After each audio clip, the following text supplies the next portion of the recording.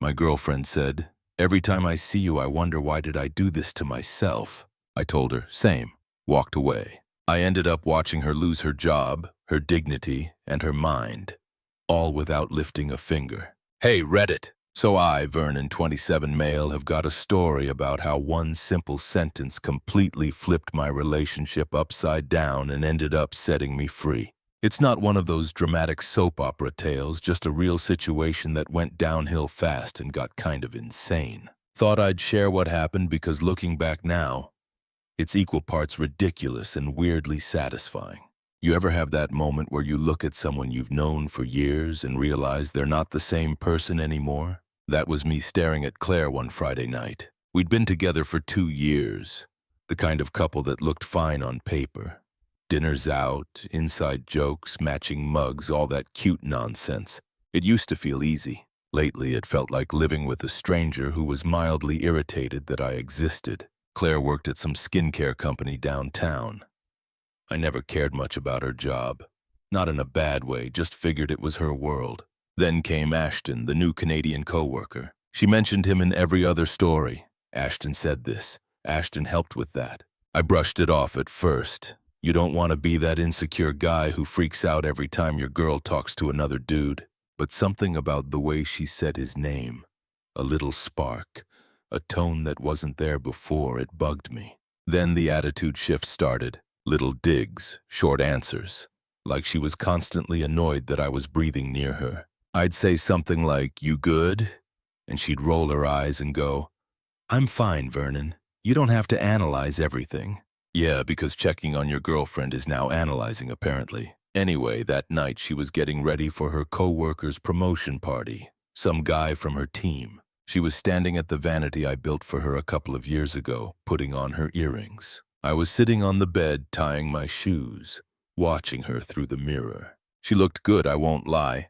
For a second I almost forgot how cold she'd been lately. Then she opened her mouth. She looked at herself in the mirror and said, half under her breath, but loud enough for me to hear, "Every time I see you, I wonder why did I do this to myself." I froze. My brain actually lagged for a second. I looked up like, "What did you just say?" She turned her head, eyes still in her reflection, and smirked. "Relax, it's just a joke." I laughed once. That dry kind of laugh that isn't really a laugh. "Yeah, funny joke." I could say the same, honestly. That got her attention. She spun around, eyes wide, acting like I just slapped her ego. "Excuse me." I shrugged, still calm. "You heard me. You've been walking around like I should thank you for breathing the same air. Maybe you should ask yourself that question instead." Her face twisted like she bit into a lemon. "You know what, Vernon? You always have to ruin everything.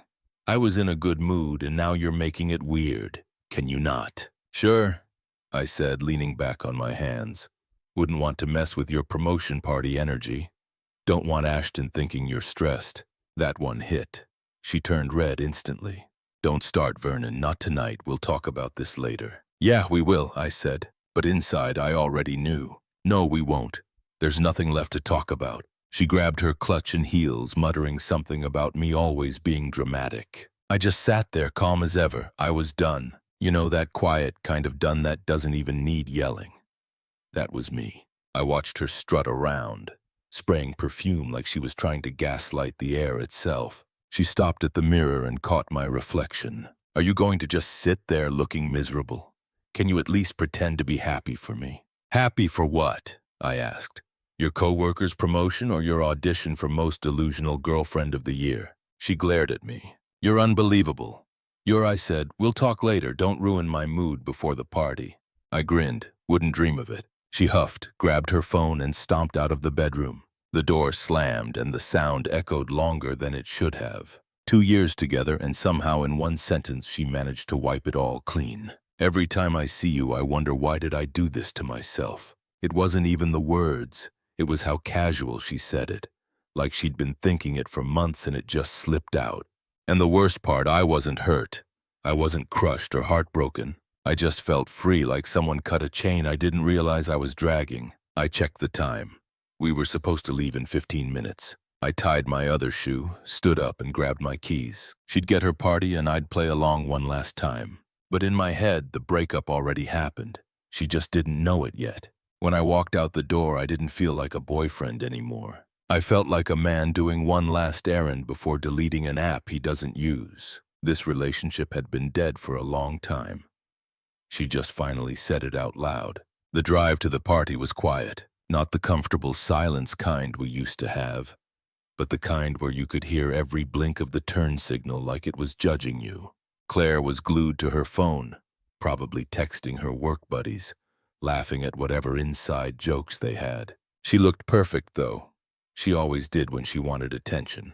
When we pulled up to the event hall, she instantly switched on her fake social smile, the kind she saves for people she's trying to impress. She walked a step ahead of me, waving at coworkers like she was on some imaginary red carpet. I followed behind, calm, hands in pockets already detached. Inside was the usual office party chaos.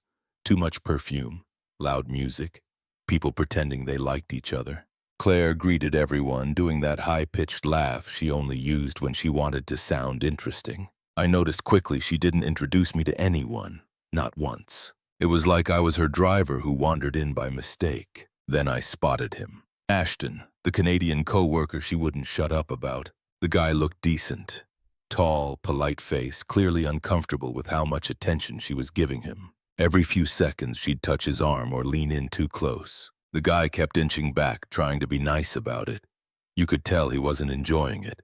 I leaned against the counter, sipping on my drink, just observing. I wasn't jealous, I was entertained. This was her big night, all fake smiles and desperation. At one point, I caught Ashton looking around like he was hoping someone would rescue him. No one did. Claire was talking about something funny that happened at work, and he was just nodding. I almost felt bad for him. Then it happened. She laughed too loud, touched his chest, and said something I couldn't fully hear. But I saw the look on Ashton's face. The man froze, his jaw clenched. Then, loud enough for everyone nearby to hear, he said, "Claire, seriously, I have a girlfriend. You need to stop flirting with me. I'm sick of you." The music didn't stop, but it felt like the room did. Half the people turned to look. Someone coughed. Claire's face went pale, then red, then pale again. She tried to laugh it off. "Oh my God, Ashton, I was just kidding." He didn't laugh. "You've been saying stuff like this for weeks. It's not funny, it's uncomfortable. Please stop." Then he walked away. That silence that followed, it was beautiful. Everyone saw it, everyone. Her coworkers started whispering. Some pretended to text. Others just stared at their drinks. And me, I was having the best time I'd had in months. I stayed leaned against the counter, a little smirk on my face, just watching the queen of fake confidence melt in real time. She kept trying to joke it off, but the damage was done. That's when a woman I hadn't noticed before stepped next to me. Mid-20s, confident, glass of water in hand. She looked amused. She had it coming. I always found her annoying. I smirked. "Oh yeah," she nodded. "Yeah, she's always so pretentious, acting like everybody loves, but nobody does. She's problematic." I laughed. "Sounds like it." She chuckled, then tilted her head. "Anyways, are you single?" I smiled. "Yeah, actually." Right then, like the universe was running a comedy show, Claire turned around and spotted us. The timing couldn't have been better. She froze mid-con conversation, eyes narrowing like a cat seeing another animal near its food bowl. She stomped over in those high heels, trying to look composed but failing. "What are you doing?" she hissed. I looked at her calmly. Talking to her." She glared at the woman who was clearly enjoying this. The woman raised her brows, grinning. "Hi, Claire." I caught the tone. They knew each other. Probably didn't like each other either. "Perfect." Claire's voice went up a notch. "Can you not embarrass me? We're at my co-worker's party."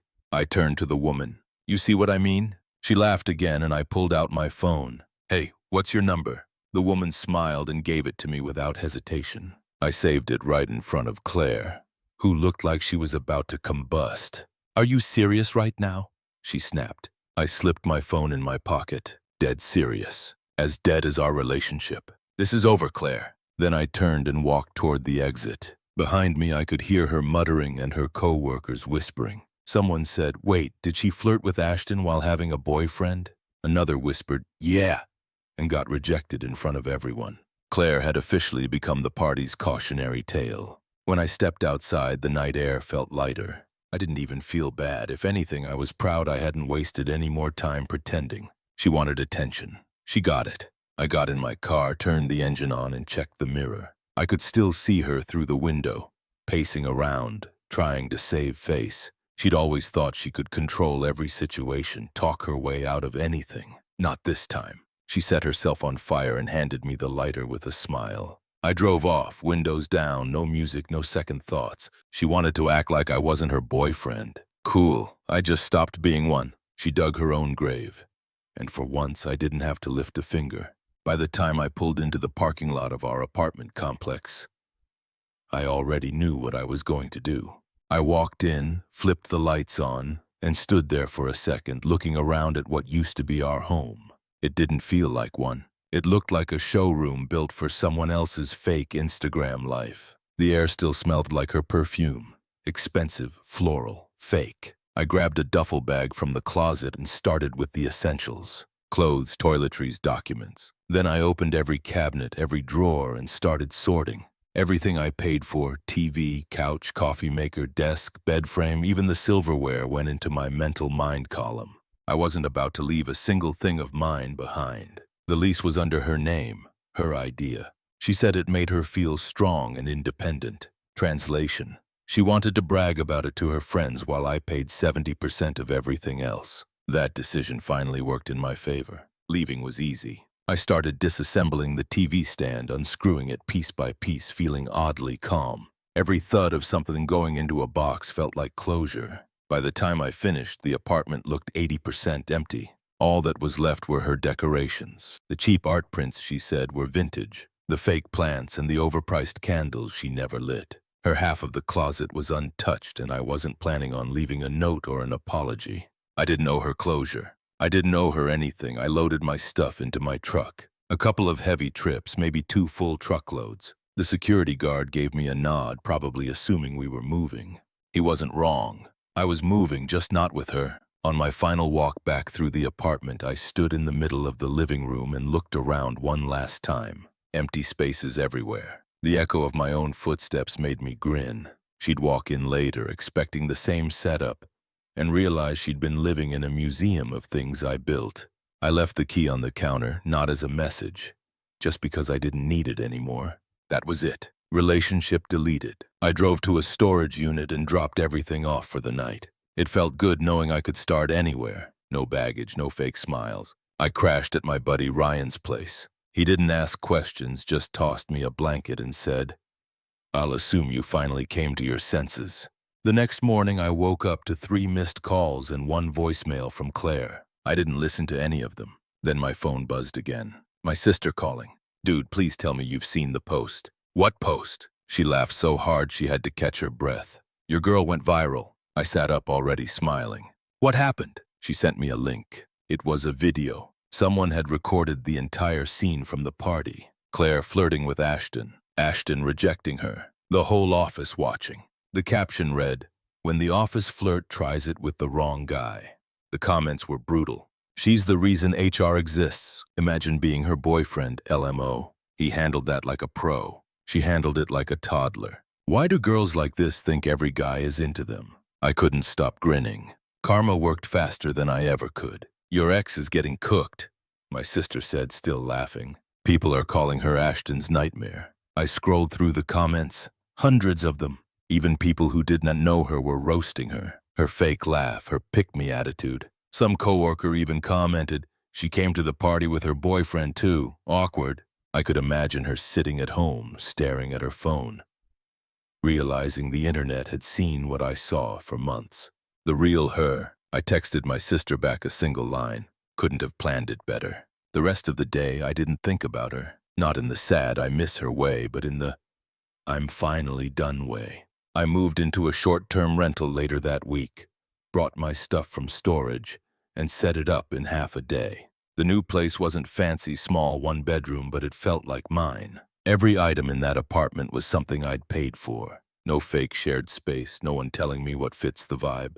That night, I ordered takeout, put my feet up on my own coffee table, and scrolled one last time through the viral thread. The internet was still ripping her apart. Memes, jokes, even edits with dramatic music. Claire wanted to play the I'm too good for him game. Now she was the main character in a video with 500,000 views titled When Arrogance Meets Reality. I didn't post, didn't comment, didn't need to. The world handled it for me. I leaned back on my couch, scrolled past the comments, and laughed to myself. You wanted attention, Claire, I said quietly, and you got it.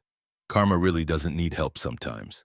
After that night, life got simple, quiet even. For the first time in years, no one was criticizing how I folded towels or if I chewed too loud. I woke up when I wanted, ate cold pizza at 2 a.m. without judgment, and watched whatever I wanted without hearing. Why do you like this boring stuff? It was weird at first, the silence, but then it started feeling good. The kind of peace that you don't realize you've been missing until it's there. My mornings were slower, my nights were longer, and I didn't have to pretend to care about skincare serums anymore. I'd go to work, hit the gym, come home, cook something edible, and scroll through news about people way worse off than me. Every now and then I'd see a new meme of Claire's party meltdown. She'd become a running joke in some office gossip thread. The title alone was gold. Flirt hard, fall harder. Then the calls started. At first it was 1 or 2 missed calls. I ignored them. Then it became 10, then 20. Then came the texts. Where did you go? We need to talk. You can't just vanish. I swear you're overreacting. I didn't reply to any of them. She wanted silence. She got it. Then one day she switched tactics. If you don't return my stuff, I'm calling the cops. I actually laughed out loud. I typed back, go ahead, everything's in my name, sweetheart. She didn't respond for an hour. Then came another text. You're such a child. You can't leave until I say it's over. Yeah, she really texted that word for word. That's when I realized she wasn't just delusional. She was in her own alternate universe. A few days later, she decided to bring the chaos in person. It was a Saturday afternoon. I was halfway through eating a burger and watching a documentary about lions when I heard loud knocking. Then came a voice that made my soul sigh. Vernon, open up. I froze mid-bite. Of course, I figured she got my new address from a mutual friend. She was always good at prying things out of people. I peeked through the peephole. There she was, sunglasses on. Fake confidence turned up to max volume. I opened the door halfway. What do you want, Claire? She pushed her sunglasses up. You didn't answer my calls. Yeah, that's how ignoring works. She crossed her arms. You can't just ignore me, we're not broken up. You can't leave until I say it's over. I raised an eyebrow. That's not how relationships work. You don't run a subscription service. She scowled. You're being dramatic. Also, I want the TV back. I used it more than you, so technically it's mine. She tried to walk past me like she owned the place, but I blocked the doorway with one hand. Touch that TV and I'll call the cops faster than you can spell restraining order. She scoffed. You wouldn't. I stepped aside, pulled out my phone, and started dialing. Want to bet? She froze. You're insane. No, I said calmly, I'm single. That one landed. She stared at me like she didn't understand English for a second. Then she backed off. I shut the door and locked it, shaking my head. But she wasn't done. Not 2 minutes later, she was banging on the door again. Vernon, open up. You're making a mistake. I ignored her. She kept yelling, saying she just wanted closure. Then that she wanted her charger. Then that she wanted to talk like adults. It was like a rotating playlist of desperation. Then came my favorite part. A voice echoed down the hallway. Sharp, irritated, and definitely older. Young lady, some of us are trying to sleep. It was my neighbor, Mrs. Thompson. Classic Karen energy. Gray bun, floral robe, and the personality of a retired drill sergeant. Claire snapped. Mind your own business, old lady. Mrs. Thompson didn't even flinch. I will when you stop screaming like a toddler. Next thing I heard was the unmistakable sound of a broom handle smacking someone. Are you serious?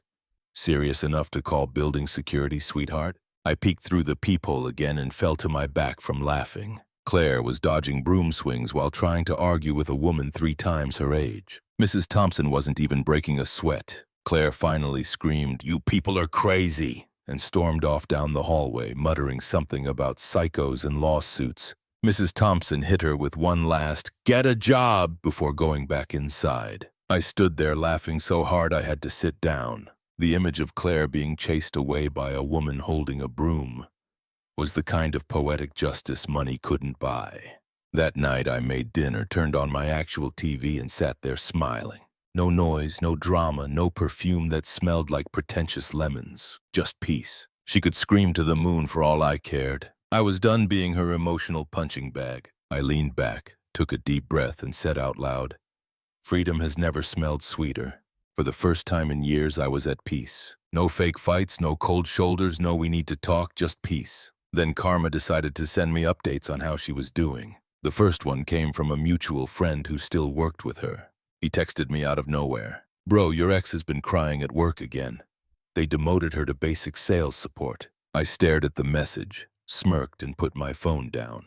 I wasn't going to pretend I felt bad. She'd built her tower of lies, and now she was the one stuck holding it up. Then another text. "She's late on rent. Her landlord's threatening eviction. I think she tried to sell her stuff online, but no one wants it." I couldn't help it. I laughed. The same woman who used to brag about being financially independent was now probably calculating which coworker she could guilt next. About a week later, I got the first message from her. It started simple. "Hey, I know things ended badly, but can you please help me out this month?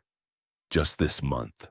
I'm short on rent. I'll pay you back." I stared at the message for a full minute. No hi, no apology, just straight to demands, typical. So I replied with her favorite line. "Why did you do this to yourself?" Same tone, same sentence she threw at me weeks ago. Not going to lie, typing it felt incredible, like closing a circle with poetic precision. She replied instantly. "Wow, you're really going to mock me right now?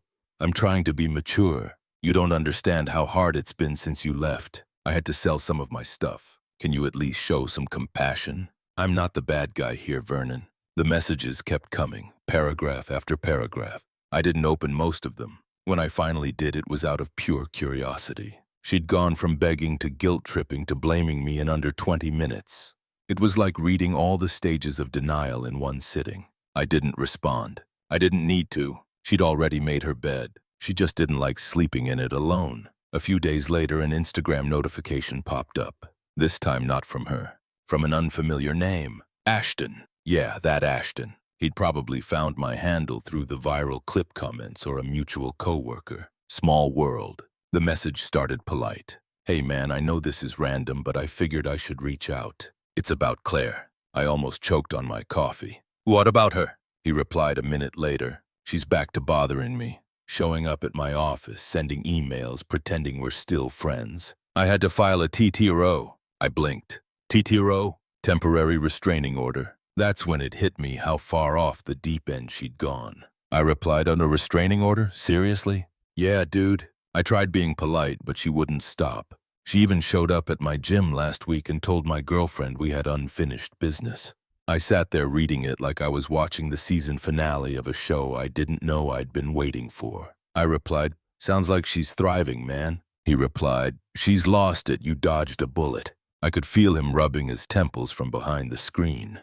"More like a missile." He sent a laughing emoji, then wrote, "Just wanted to give you a heads up in case she tries something with you again. I know she's unpredictable. Appreciate it. Good luck dealing with her." I typed back and that was it. Thread closed. I set my phone down, grinning like an idiot. There was something hilariously satisfying about it all. Watching her chaos spread to someone else, realizing she was the common denominator every time. Later that night, my sister called. "You won't believe this," she said. "Claire's name is trending in a local gossip page again. Someone posted screenshots of her arguing with Ashton's girlfriend. I didn't even ask for details. Let me guess," I said. "She played the victim." "Bingo," she laughed. "And the comments are destroying her." I leaned back on the couch, half watching a movie, half scrolling through the post she sent me. There it was. Claire arguing in the comment section, calling people jealous and toxic. The same people were replying things like, "Girl, seek help," and "Didn't you get rejected in public already?" At one point, someone commented, "Plot twist. Her ex is probably thriving while she's fighting strangers online."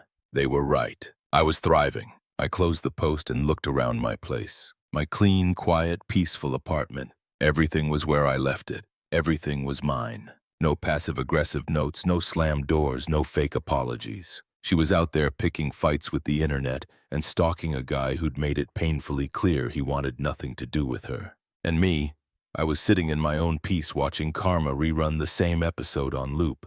Claire's life was turning into the kind of story I'd scroll past online and think, damn, couldn't be me. Except it had been me and I'd gotten out just in time. A few days later, my phone buzzed once more. Another message from Ashton. Just FYI, the Tetro got approved today. She's officially not allowed near me or my girlfriend. I smirked and typed one last message. Congrats, man. Welcome to the Survivors Club. He sent back a laughing emoji, and that was the end of it. I turned my phone on silent, stretched, and let out a satisfied breath.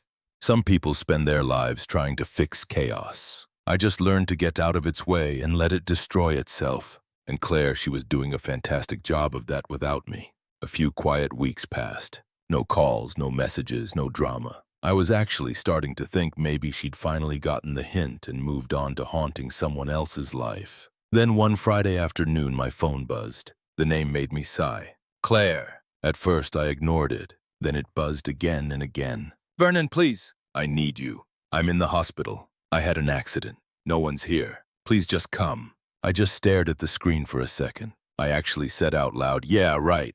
I wasn't falling for that. The woman could fake tears better than most actresses. I was seconds away from blocking her again, when another message came through.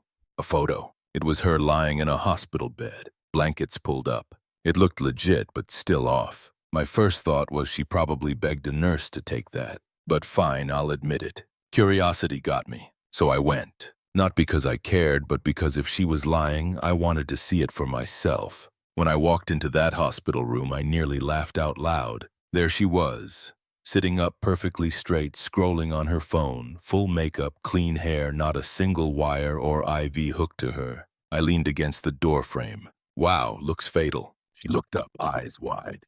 Vernon, you came. I knew you still care about me. Yeah, I said, stepping closer. You said it was serious. Guess you survived the paper cut.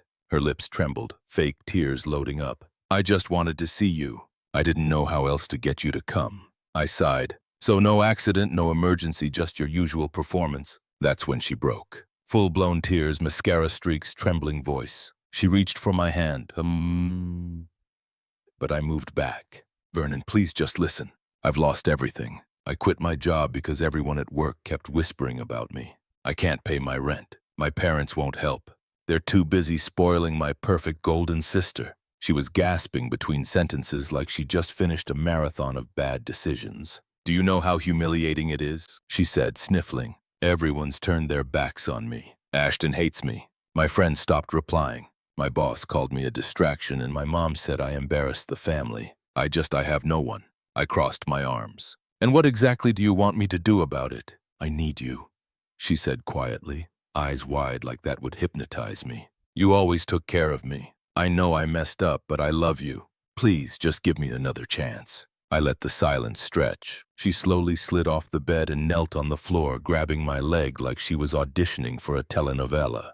Please, she whispered. I can't do this alone. The nurses at the desk outside started glancing in. People in the hallway slowed down. I crouched down, not out of sympathy, but so she'd hear me clearly. Claire, I said quietly, I just want to help you with one question. She sniffled, looking up at me. What question? Why did you do this to yourself? She froze. The same word she once mocked me with hit her right back in the face. I saw it. The recognition, the sting, her expression twisted. Don't throw that back at me, she snapped, her voice cracking. Oh, I'm just returning the favor, I said calmly. You spent years acting like you were above me. Then you burned your job, your reputation, your relationships all by yourself. So really, why did you do this to yourself? Stop it! She screamed, tears pouring down her face. I stood up, brushed imaginary dust off my jeans and said, You wanted attention, Claire? Well, congratulations. You've got an audience. She looked around and realized half the hallway was staring. Nurses, a janitor, even a security guard. People whispering. Ma'am, you need to calm down, one nurse said. Don't tell me to calm down, she shrieked. He ruined my life. I turned to the nurse. Pretty sure she did that on her own. Then I looked back at Claire one last time. You could have had peace. You chose the chaos, and now you're living in it. Her crying turned into angry shouting, then back to crying. It was like watching someone argue with their own reflection. I turned and started walking out. Behind me, I heard her voice breaking into sobs again, then yelling my name. I didn't stop. Every step I took toward the exit felt lighter. Her voice got quieter, drowned out by hospital noise and beeping monitors. Outside, the sun hit me right in the face. It felt good. Real. The kind of light that doesn't come with guilt or fake apologies. I sat in my car for a minute, just taking it in. Claire was probably still inside telling the nurses some dramatic version of the story where she was the victim and I was the cold-hearted villain. But honestly, I didn't care. I'd seen everything I needed to see. The woman who once acted like she was untouchable was now crying on a hospital floor. Begging for help from the same person she said wasn't good enough. And that right there, that was closure. I started the car, turned up the AC and smiled to myself. Some lessons hit harder when life is the one teaching them. And for Claire, the class was finally in session. Months passed and life was good. I got used to the quiet so much that I started liking it. My job was steady, my apartment felt like home. And I even got a dog. His name's Max.